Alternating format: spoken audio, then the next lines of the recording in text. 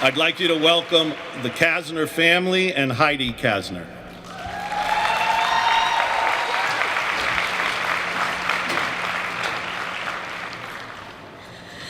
Hi, everybody.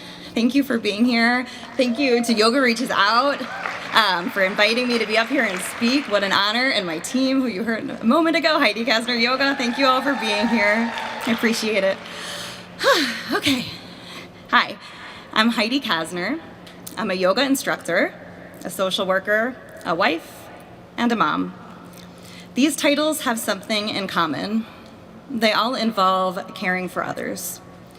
The title that I'm most proud of is mother. But when my second child, Ari, was born, that title also brought me fear and a feeling of helplessness.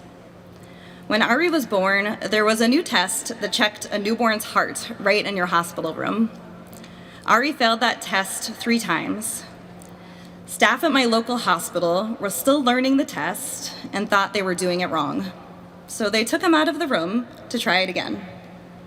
To our relief, he passed. We happily brought Ari home. It was the day before his bris, a Jewish circumcision ceremony, and Ari wasn't nursing. Everyone around us thought that there was nothing to worry about.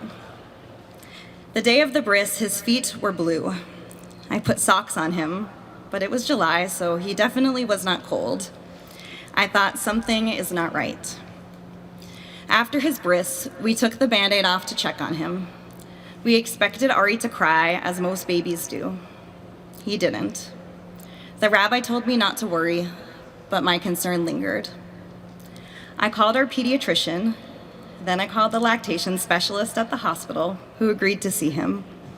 She took a look at him and quietly left the room to call the doctor. Then came the news. Your son is very sick and needs to stay at the hospital. My concern turned to fear. What's wrong with him? We asked. The answer wasn't clear at that point. Possibly sepsis or maybe a heart issue. No answers, just more questions. During that time, my newborn baby, just 10 days old, stopped breathing. Our fear then turned to panic. They intubated him to save his life, but still no one could tell us what was threatening to steal our son away from us. What they did say was if we'd waited any longer to come in, Ari may have passed away in his crib, and people would have thought it was from SIDS. Hours later, as I walked back from the hospital bathroom, I overheard staff in the hall talking about a baby that was in dire condition. They thought the baby needed to be seen by a heart surgeon who was currently on vacation. I piped up to ask, "Are you talking about my baby Ari? What's wrong with my baby?" I still didn't know.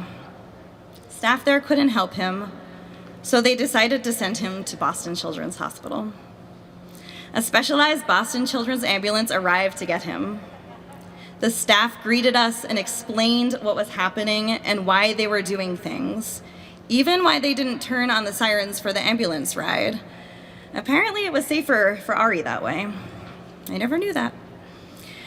In those first few minutes of interaction, I felt seen and listened to for the first time. My husband drove our car to Boston Children's while I rode with Ari. When he arrived, the first thing I said was, "John, they're actually talking to me here." At Boston Children's, we finally got answers. Ari had not 1, not 2, but 3 congenital heart defects and was in heart failure. A circulation problem caused his feet to turn blue, and there was also this thing on his mitral valve flapping around. And while this heart team had experience with the rarest heart conditions, they had never seen this before. Our fear continued to build. A cardiologist came into the cardiac intensive care unit, and he must have talked with us for over an hour. We felt so overwhelmed by the complexities of the heart and feeling like we didn't know what we needed to know to help our baby. He took out a clipboard and drew diagrams for us to show us what the heart looked like and what was going on with Ari's heart. It felt like nothing else mattered except healing Ari. There were 2 options for us, for Ari. Ari could have minimally invasive surgery that would leave the mystery flap in place. Or he could have open heart surgery, which is riskier, but it would allow the flap to be removed. We gave the flap a playful nickname, but it could pose a serious problem. It was hanging onto his heart valve by a thread. If it broke loose, it could get into his bloodstream and cause a lethal stroke. Sir Flops-a-Lot had to go. Nothing fully prepares you for sending your newborn baby into open heart surgery. Sorry. Or the feeling you have when they place him in your arms right before they wheel him in. Oh, I wasn't gonna cry, sorry. John and I each held him and sobbed. We couldn't help but wonder if we were holding Ari for the last time. Even through our tears, I believed in Dr. Amani, Ari's heart surgeon, and the team at Boston Children's. The care they showed, not just with Ari, but with us and Ari's sister Talia, who was just 2 years old at the time. Surgery was a success, and it turns out Sir Flops-a-Lot was a bit of excessive tissue, but still could have been deadly.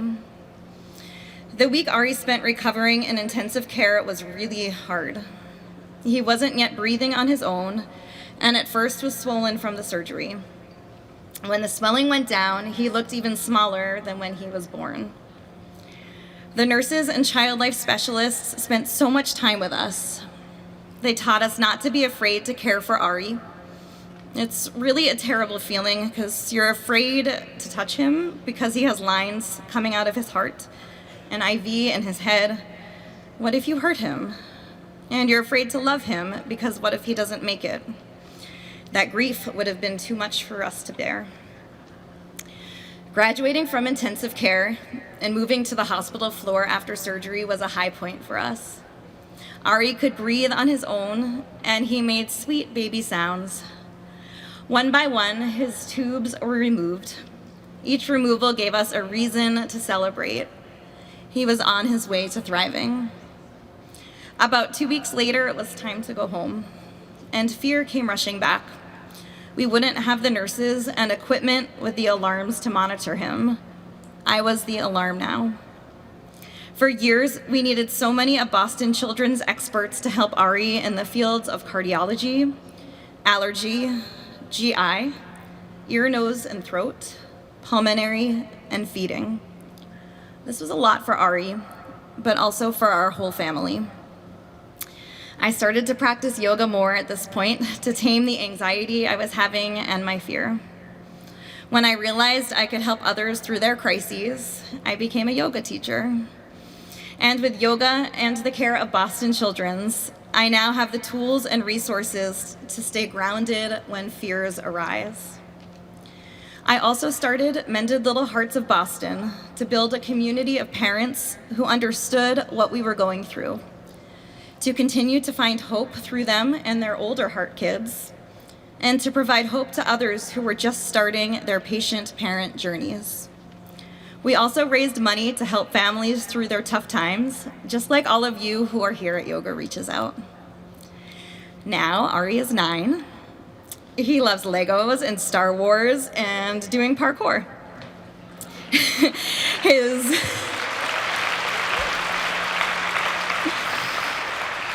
His favorite book series is Wings of Fire, if you're familiar with it.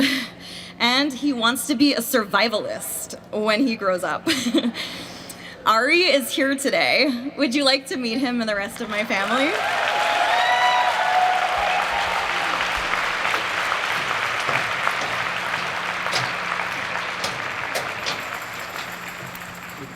Ari, anything that you want to say to everybody? Thank you. Thank you for donating. You really helped us and you saved many, many, many lives. Thank you.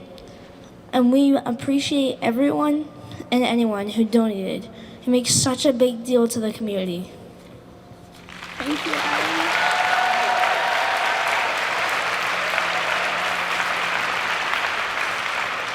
And Talia, Ari's sister, who's not 2 anymore. What about you? I'm so grateful for everyone that helped my brother. I have a memory of throwing a penny into a fountain at Boston Children's. I'm so glad that thanks to all your donations, my wish came true, and my brother could be saved and here with us all today.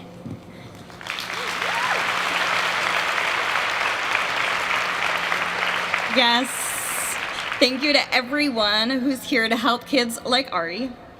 Yoga heals, and so do the funds that you will raise and have already raised today.